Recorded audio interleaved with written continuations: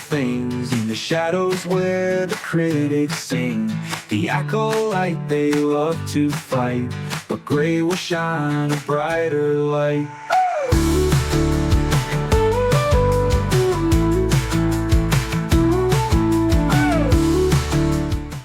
The latest episode of ACOLYTE has, what does it have said for it lately on the cursed internet? So I see a lot of hate towards it. One of the funnier accusations I've seen is, this is the OnlyFans version of Star Wars and the OnlyFans fanfic of Star Wars, which I don't know. I mean, I get it. Manny Jacinto is hot, but really just like a topless guy makes it OnlyFans content now. I don't know. So when Kylo took off his shirt and there were all those memes of that, was that an OnlyFans episode of Star Wars as well? Well, this is because this is the Manny second happens time. to be super buff. I mean, he's cut, man. Yeah, listen. I'd love to look like that. For sure. This is the second time that we've had a shirtless male so far in the Acolyte. So I don't know if that's the theme, but I think as far as storytelling is concerned, there was a lot more than like figuratively and literally the person was, I think so. And we didn't get a chance to say it, but rest in peace, Yord Horde. I'm sorry, guys. There was a portion of the internet who was really, really standing for that guy. And sadly, Yord is no longer with us. But or not. Yeah, fair enough. That's true. With the Force, is anyone really gone? But yeah, like I also saw a bunch of hate for that like, oh, okay, so you've just got to throw in topless people. And it's like, yeah, why wouldn't you? I don't know. It just seems like anything that they can find to like hate on this show, that's being thrown out there. I've seen like a lot of attacks on anybody who has just said like, I don't know, I don't hate it. So yeah, I'm expecting some of those in the near future because I don't hate it yet. There's a lot of aspects that I would like changed, but man, there's so many layers to a lot of the things that they're doing, especially these last two episodes that I don't hate. I've never seen kind of the dark side seducing a member to try and join, much like this last episode. Yeah, so we're seeing it like again, figuratively and literally. You're seeing someone literally be seduced. Multiple levels.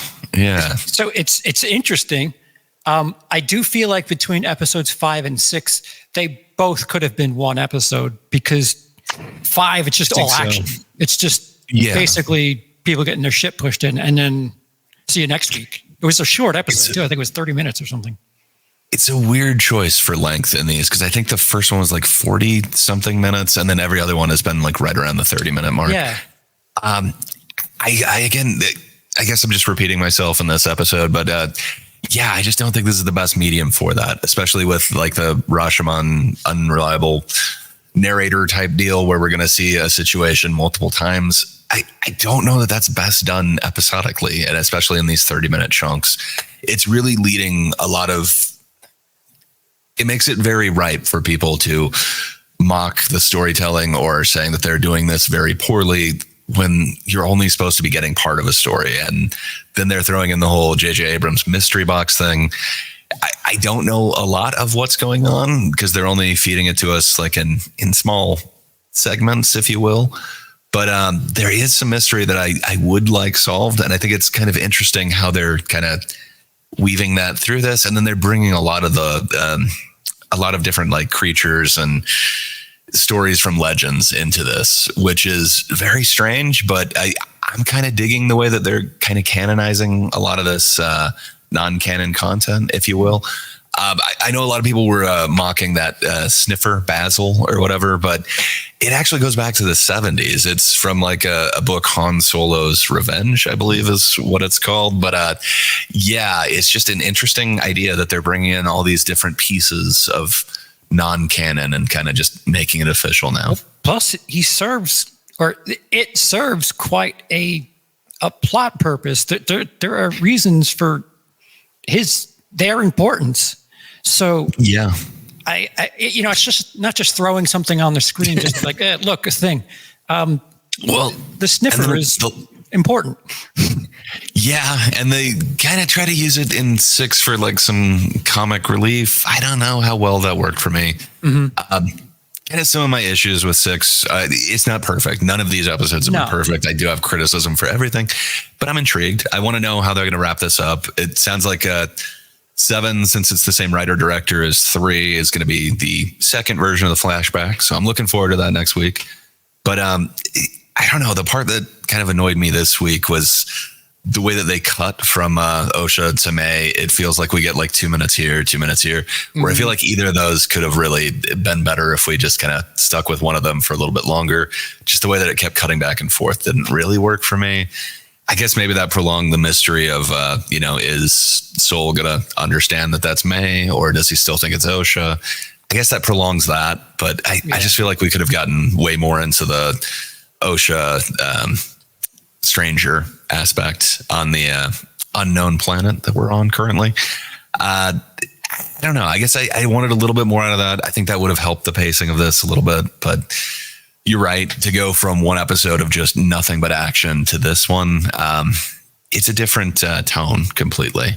Yeah. Where I think they could have built up to that like in a movie, and then you get a little bit more. I guess I would have wished that this was a movie, and I wish the other one was a show, but we can't get it what we wish. Certainly fair. I will admit that I'm a bit more intrigued in the story now than I was 3 weeks ago or whatever. For sure. Granted, I've never really been completely attached to the idea of, oh my God, I need to watch this. It's the internet's fault, if anything. And I'm like, what's all this noise for? It's completely mid. But I'm a bit more invested in the story now than I was 3 weeks ago. And I'd like to see how it plays out. So that's a bit of an improvement for me, I guess. For sure. I don't know. So I'm not ready to like sign off on everything so far, but I don't know. I'm really digging Manny Jacinto's like entire character and what he's kind of doing with this stranger thing. I don't know. I guess I hadn't seen him as like this intimidating of a foe in anything that I'd seen him in prior. I think he was in like Supernatural for an episode of the 100.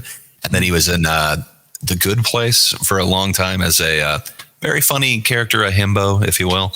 But this is just completely different to see that he's like operating on such a different level. And in that scene, that's the episode 5, that's nothing but like a giant battle. Just the way that he's kind of toying with the enemy. I don't know. He just comes off as so intimidating to me, as opposed to how we've seen some of these either Sith or partial Sith, but like the apprentices. Like, I don't know. Kylo never really did that to me in any of the sequels. And I got to be honest, like Darth Maul, he looked really cool. And I was excited when I was a kid. It's like, this is going to be awesome. And then it's like, oh, okay. He didn't actually come off as like this intimidating thing, this calculating person. And kind of the more you're learning about what they're putting into this character, that, he does have this cortosis helmet that you can't see out of. I didn't expect that. Like, that was just this huge twist for me that it's somehow a sensory deprivation thing on top of the weird way that he's using it to headbutt lightsabers. I guess I didn't anticipate that in ever seeing that in Star Wars, but I don't know. It's really kind of intriguing me. Again, we've got like 2 episodes left in this thing, so they could totally let it down and not stick the landing. But to me, this is not the worst Disney Star Wars show. I'm really kind of digging some of the things that they brought into this, and I'm kind of looking forward to seeing where they're going to do it. But I hope they pay off some of these mysteries, and I hope they do it well. But there's a lot of weird things that are kind of laid down that I've heard a bunch of theories on it. And if they pay off even like a fraction of those, this could actually be a really cool ending, but we'll see how they execute it. Yeah. I think it's pretty fair to say, especially after that 5th episode, that this isn't for families, this series. No. When Yolandi from The Inford got triple spiked in the chest, just, whoa, we're killing the kid character. Okay. Yeah. Nobody was kind of, I didn't anticipate that at all. I hadn't thought that, Daphne Keane would be taken out, poor Jackie. But I think there's more that they could have done to kind of introduce those characters and make you kind of care about them a little bit more. But I didn't in a million years think that they were going to take out X-23 in that episode. Just a lot of this stuff is kind of surprising to me. It's not what I anticipated, not what I expected out of Star Wars. Right. But I'm digging a lot of the elements that they're putting into this. But it's not perfect. I really hope they do get it right. I know one of the main things that they were criticized for in episode 5, so that main fight one, was how fake the forest looked. And it's fair enough. So a lot of them kept comparing it to, say, the forest scene from Force Awakens. And it's like, fair enough. It doesn't look like that. I guess that forest scene, it wasn't a set that was built. A lot of it's just blue screen that they were in front of. It actually looks like a forest where they're saying this one, the plants look rubbery. It doesn't look quite as real. Look rubbery. Yeah. Do you know how many props are actually rubber? Like, come on. I get what they're saying. Some of this looks a little phony. Especially they're talking about like the trees falling over and how that was the light for the rest of the fight scene. Fair enough. Perhaps that's not super realistic, but again, it is this alien planet. Like, I do enjoy the choreography of this. Is one of my favorite saber battles that I've seen in any version of Legless. Yeah. And then to find out that there was even more going on, like while he's doing these weird headbutts and gauntlet moves, that's the extent of his armor. And then on top of that, he can't see through it. I don't know. It seems to be working on different levels for me, but the way that they're able to move the camera during some of these scenes too. A lot of people mocked the whole, I think they called it like the Sith kebab, but the second person who goes on to the same saber. Brutal. Yeah. A lot of people are saying like, that's really stupid. But man, if you look at the way that the camera is moving in that whole segment, that whole portion of that fight scene, you're like kind of behind a tree. You then see some of the battle and then you see what's going on at the same time. The camera then moves again and you don't see like his final blow of, it looks like that's going to be a decapitation of 2 Jedis with that. But just the way that they're able to kind of move the camera, just, man, it looks like so many parts of this are so well thought out. I don't think they're getting the credit for a lot of what they're actually doing. And instead, people are just looking for anything they can pick apart. So I haven't heard anyone mention on this latest one, they go to an actual location. They're shooting on this actual island. And man, it is beautiful. Like you can see a difference between actual like landscape and, working on a soundstage. But I just don't know how you'd get that saber battle kind of without, if you're going to put that on actual landscape, my God, that's going to be so expensive, especially with like all the lighting and everything like that. I'm dying to know. It's strange. Only certain parts of the internet really make a fuss over things that, like, my feed is cursed. I can see a lot of the fussiness on my timeline. I recognize what you're talking about because like Disney fans Star Wars fans, the opposite of Disney fans.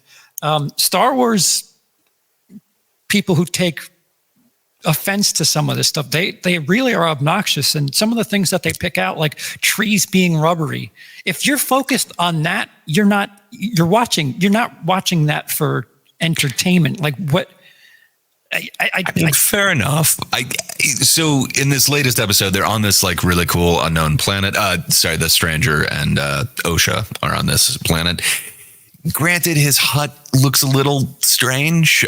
There is it doesn't look like an actual rock, like the part that she's sitting on, the little steps in there.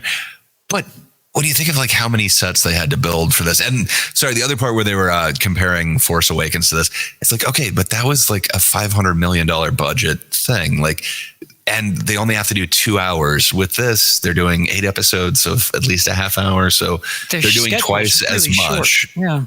For sure. And then the budget, I think, is $170 million, which is still a huge budget. But again, you're doubling what you have to actually produce in that time. It's not 2 hours worth of thing. It's 4 hours.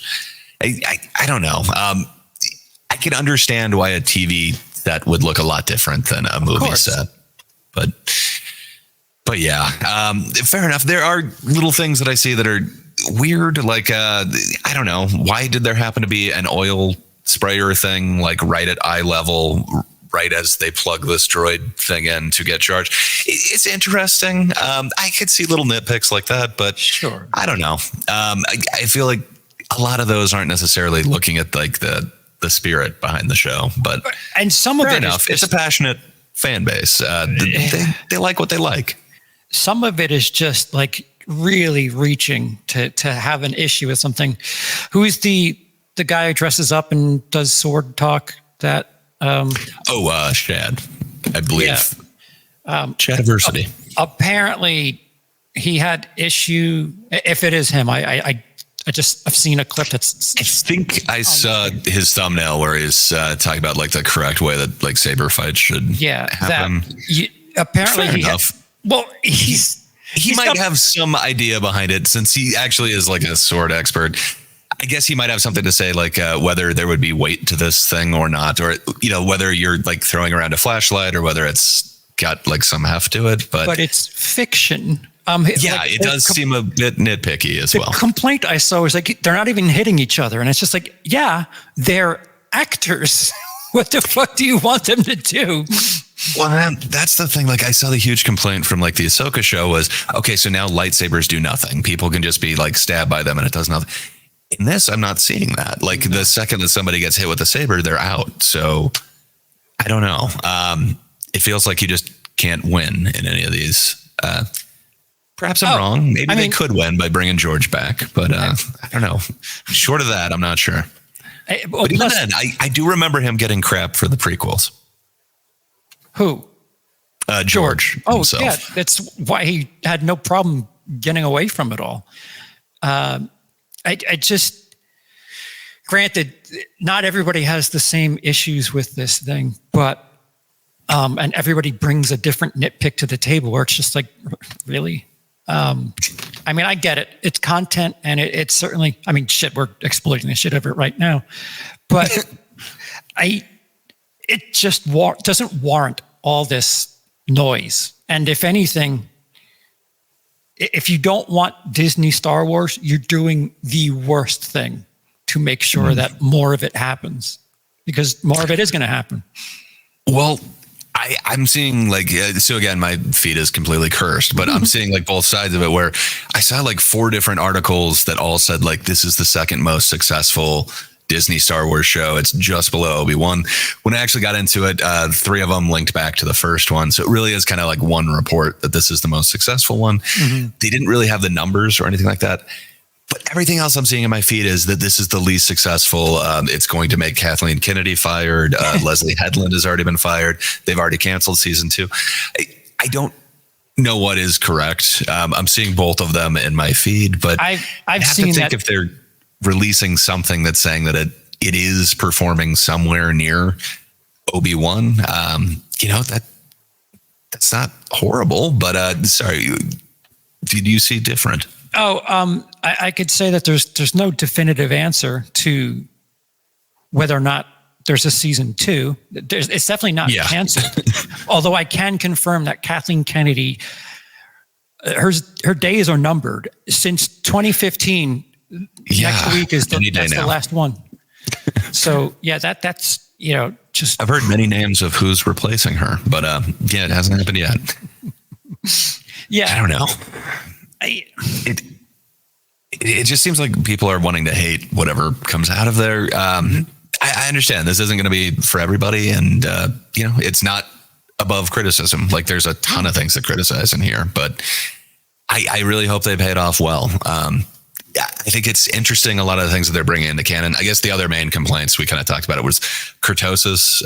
Apparently it's a material that has existed. I think it goes way back to, 99 was like the first introduction of it. But there is this thing that can disrupt sabers and can be used as armor, but it's very hard to work with, which would leave to kind of the crude look of the dude's helmet. I don't know. It's kind of cool that they're bringing some of that stuff into canon. They already brought in like Beskar into, the Mandalorian and all that stuff. So we already knew that there is armor that could stop it, or that could block against sabers. But I don't know. It's kind of interesting to me if you're going to bring limitations to what the Jedi can actually do. But I guess some people are saying that as somehow breaking canon, because why wouldn't Vader have had this in the future? I don't know. It's supposed to be a very hard mineral to both harvest and form or forge into anything. So I don't know. It's not the worst thing that they've brought into canon. I really don't like midichlorians, but right. Hey, whatever. It's a thing. Vader was that strong. So like he wouldn't need, I'm not getting into this. Well, and he was always hindered as well by, mechanical limbs and stuff. The Vader that we knew as Vader, he was only a certain percentage of his true potential if he, was able to not focus on just living. Yeah. And trust me, if George can, I'm sure he would retroactively put things in the originals that it constantly tweaking that. So I don't know. Star Wars fans have, it's hard calling myself one when I witness a lot of just nonsense where it's like, guys, you're not enjoying it. What are you doing? Yeah. I definitely used to be way more of a Star Wars fan. I don't know. I guess I kind of tapped out after the prequels, and I love the original series, and it was just so amazing. And then there's just so many weird things with the prequels, but I don't know. Now that I've taken some time, I can kind of go back and really appreciate those, and I can also appreciate parts of the sequels. Mm-hmm. But I guess you can't do that now. You have to say there's George canon, and everything else sucks. I've been told that Andor is something that's quite good, and I just can't bring myself to watch it. Like I just won't. So it is unlike any of the other Disney shows. If you do want to actually like enjoy it, I cannot recommend it enough. I thought Rogue One was like okay, but Andor is just like amazing. It gave me a new appreciation for Rogue One. I never had anything against it. I just didn't think it was quite as amazing as everybody had kind of told me. Maybe it was too hyped for me. But that Andor, I think it's the best thing that Disney Star Wars has produced. That's kind of like the one thing that I could say about ACOLYTE is it's not for kids. We're getting like this really dark look into the Sith, the dark side, whatever, which is cool. Like really, really fucked up bad people, which I wouldn't want kids to see this. So, okay, well, let this be the adult version. Yeah, and I guess maybe that's why people are calling it the OnlyFans episode. But I don't know. Then show us some cleavage for fuck's sake. Then. Yeah, I guess I just don't understand it. I think it should be acceptable for handsome males to be scantily clad on TV. Sure. I'll allow it. I mean, the Wookiees are just completely naked. What's up with that? Well, only in the upper areas, but how else would you show off your head tattoos? I think that's kind of interesting too. When I first thought it was just a shaved Wookiee, I was like, okay, why would you want to do that? Like the one thing that makes Wookiees iconic is, their hair. But I don't know. I've never seen a tattooed Wookiee. And how exactly as a Wookiee would you show off your tattoos other than to shave your hair? So I don't know. I don't have as much hate for that choice, but it's interesting. I always wanted since I was a kid to see a Wookiee with a lightsaber. And apparently next week we might get to see that with the late, great Kelnaka with some sort of saber in the past. And we've kind of touched on it earlier. Some of the preemptive hatred was that we didn't see that scene play out where it's just somebody killed off screen.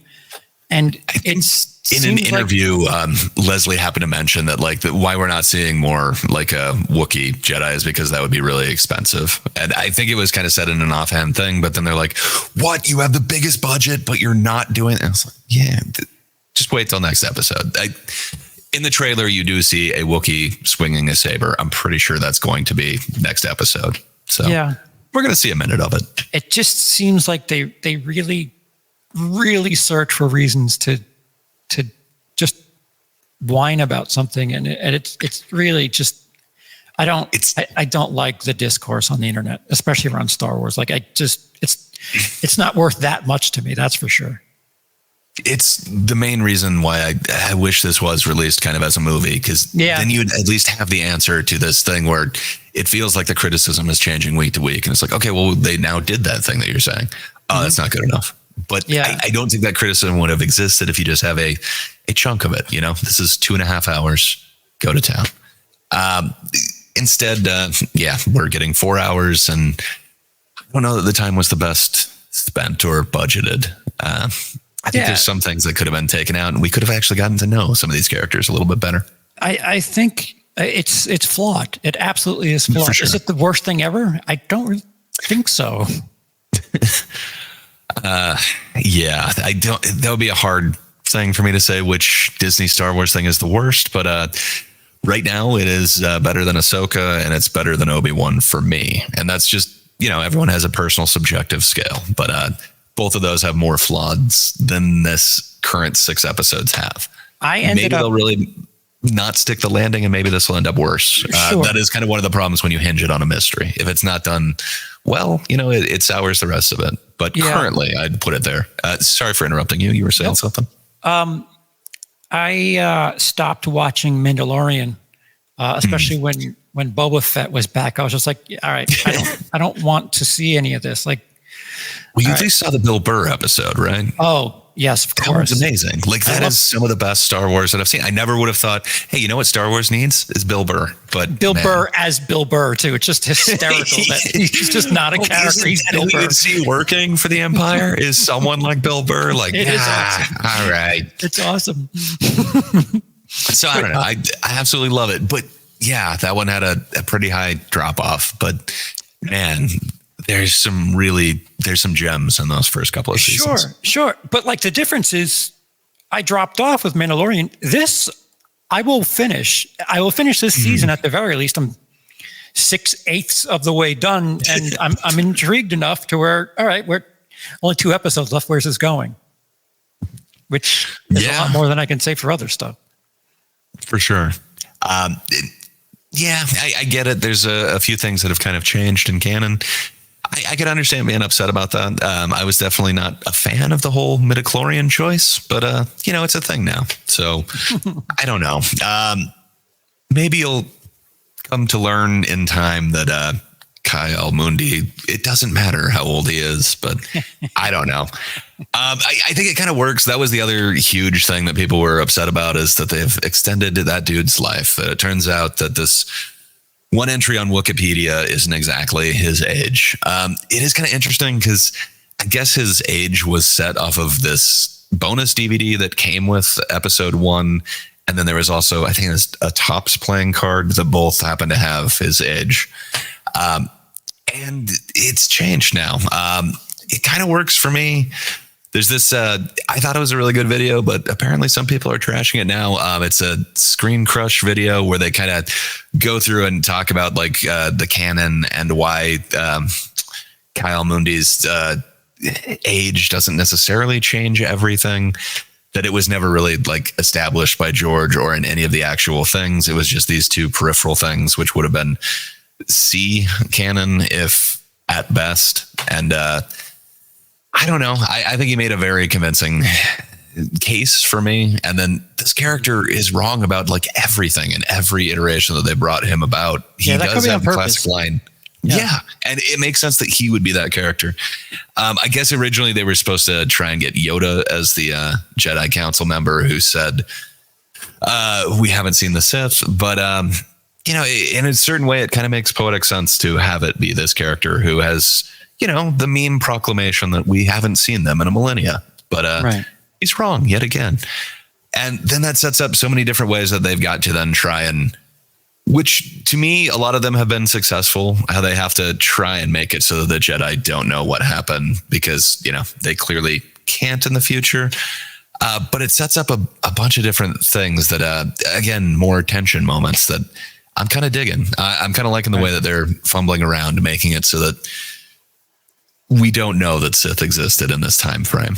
See, I'm of the mindset that if you're worrying about how something connects to something else, you're not really watching the thing you're like. The sequels, I think, they are such a broken trilogy as far as 7, 8, 9 is concerned. But the prequels probably have the most tight connection from 1 to 3. But those movies are the plan that was executed where in the sequels there wasn't. Like so it just right. I would say that the prequels are better connected flow over the sequels, but I think the sequels as a whole are a better experience. But I have way more appreciation. I don't really have a desire to go back and watch Jar Jar, but I gotta say, like TLJ, like I was not a fan of it in the actual theater, but I have so much more of appreciation of it in these last few months. Just it did so much more. Just it wasn't what I wanted to see out of Luke, so I just kind of wrote it off. But man, there's so much going on in that flick. It seems to be a tier above the other sequels, in my opinion. But yeah, so my opinion means nothing. Nobody's does. So to bring it back to something we were talking about earlier, this way you can just completely dismiss my opinion. Friday the 13th, the timeline behind all of that is just broken, just completely broken. It doesn't change the fact that I enjoy 2, 4, 6. He's dead. Jason's dead in those, and still manages to come back. And they never really tell you how he comes back. And he was supposed to drown when he was a kid. Too. Yeah, like you know, right. He looks awfully healthy now for dying as a kid.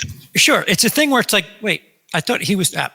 And then you just keep watching, like, wait, that doesn't make sense. But all right, whatever. I don't know how much weight I put in something like that because I didn't know Kayado Mundi, his name. And if it wasn't said in the prequels, I wouldn't know anyway. And I think some of the issue that these diehard Star Wars folks are taking is, they said when Disney bought Star Wars that all of those books and everything, they aren't canon. And I don't know, to work around and get somebody's age right for the sake of, making sure that everything fits. That's not really following the spirit of telling the story you want to tell. Like they're doing like these Easter eggs where it's a character, but at the same time, can we get something different? And yes, Darth Vader is the best thing something ever. Different. I agree. Like I don't know that it's going to be successful. I'm certainly seeing it make the internet explode in conversation, if you will. But it seems to be a lot of shouting down anyone who's enjoying it, which I don't know if that makes it successful or not. Right. I don't know. I'm sure we'll get some sort of hate for this, but absolutely. Yeah, I just feel like if you don't like it, cool. If you like it, cool. I know there's one rather prominent group of reviewers who are being dragged by another rather prominent group of reviewers who are basically saying like, hey, if you don't like it, don't watch it. And apparently that's a really horrible thing to say. So, they need to be taken down for saying that.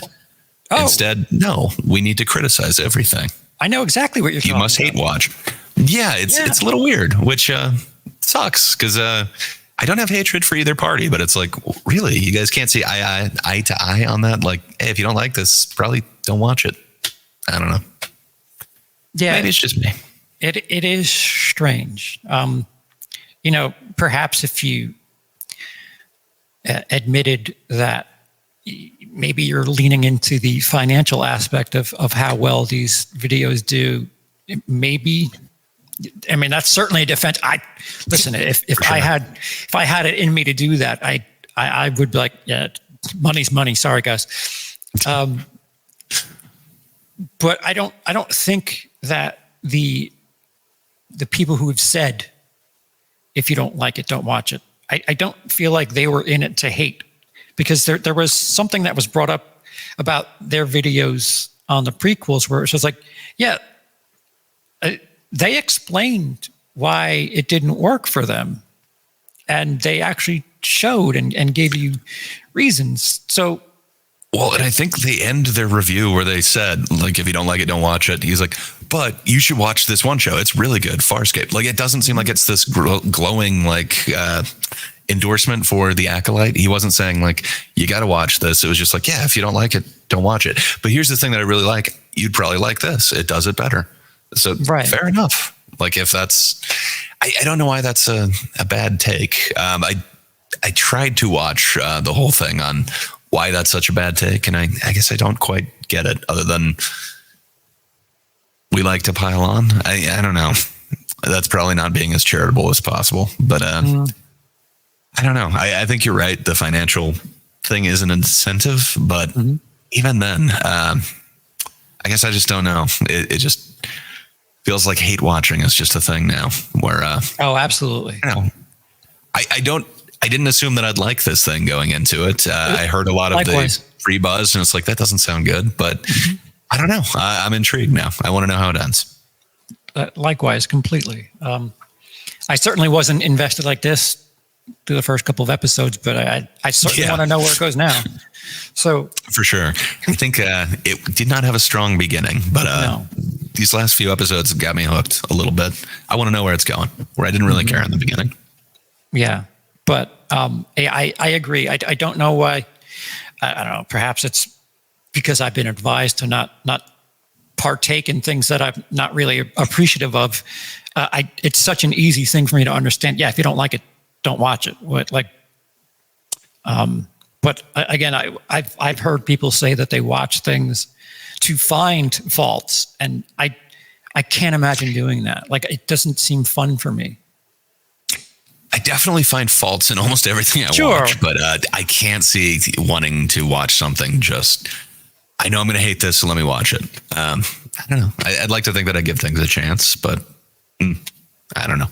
Yeah. Perhaps I don't. I'm sure I've written off something that probably shouldn't be. I guess I can't wrap my head around the idea of, all right, I'm watching this thing, can't wait to hate something, where, like, that's a really weird way to go into something. On the flip side, if you go into something saying, oh man, this is going to be great, and it ends up, being a letdown, are you still going to say it's great? Like, it's just really, really strange that there's this, I don't know. It's always around like Star Wars too. It's just, why is it always? It's a passionate fan base, man. Sure. I get it. I was probably part of the problem before, but I don't know. I guess I can just be a little outside of it now. But yeah, it just sucks when there's something that you love and it means so much to you, and you feel like someone's changing it for the worse. I get that.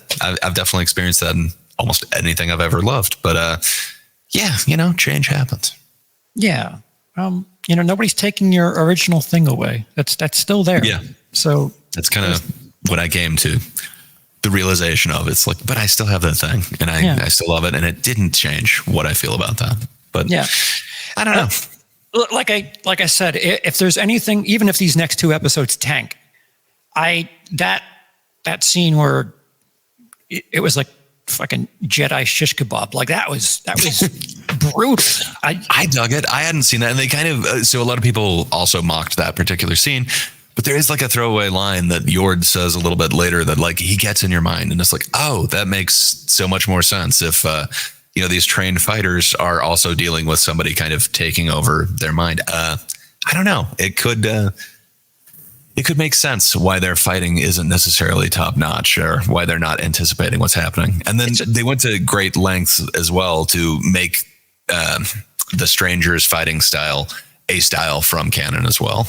It's kind of interesting what they did with this, but yeah, there were elements of this that were added that I didn't notice. So I just have more of an appreciation for this show than I ever anticipated I would. Right. I guess what I was trying to say was I'm glad that I got to witness that. No matter what happens with this show, that was interesting, and an adult version of like really fucked up shit happening in Star Wars. Cool. At least there's that. Thanks anyway. I think that's kind of where I fall on Obi-Wan, that series. Like, I don't know why any of that really kind of exists, but hey, there's that really kind of cool scene, and it's lit really well from the lightsabers, and I don't know. I kind of like the lighting in that. That being said, is it worth the show? In my opinion, no. But it is kind of my takeaway from that show. I remember that. I don't want to remember the child Leia chase scene. Whatever. But yeah, I think for me, this is working a lot better. But again, I guess we're going around again, but they might really ruin this in how they pay this off. But so far, I'm trusting them way more than I did in the beginning. Yeah. I guess with what it started with, I didn't have any expectations at all. And my interest is a little bit more piqued. So this could end up really being something I appreciate, but I think if it's a letdown, I never really brought much into this experience anyway. So like this series is playing with house money as far as I'm concerned. And that's, I'm still grateful I watched it, because even if it just takes a left, I enjoyed certain elements and I didn't expect to. So far, it's exceeded my expectations completely. Right. I just, everything that I saw kind of beforehand, it primed me to hate this. And it's like, I don't think this is going to even feel like Star Wars. And I kind of dig it. It's not how I would have executed a murder mystery in the end part of the Jedi theocracy, but I don't know. I kind of dig it. It's different than I thought it would be. And I do appreciate what I've seen. So I'll echo everything that you just said. They could ruin it, but I don't know, man. I still feel like I got more than I expected out of it. Yeah, so it has some value. Like even if it ends up sucking, there's something that's worth seeing at the very least. Chip, like you said, the Obi-Wan the saber fight is just awesome, and without the show, you don't get that. Yeah, and now we're making Manny Jacinto a household name, and that dude deserves more recognition. I just always love seeing that dude in anything he's in. But just his turn. If all we get is just what we have so far, I just didn't expect where he is now from how they introduced that character. So I really dig that entire turn. I think that's one of the coolest turns that I've seen in Star Wars so far, and hopefully they don't ruin it in the next couple episodes. But again, I appreciate what they did. Yeah, no pressure, but it'd be nice if you really paid this off. For sure. Right. What do you have coming up on your channel in the near future? Stuff in the near future. But go ahead and subscribe and you'll see something. Eventually there'll be a Velma video. I've been asked to explain it numerous times why I'm the only person on the internet who likes that show.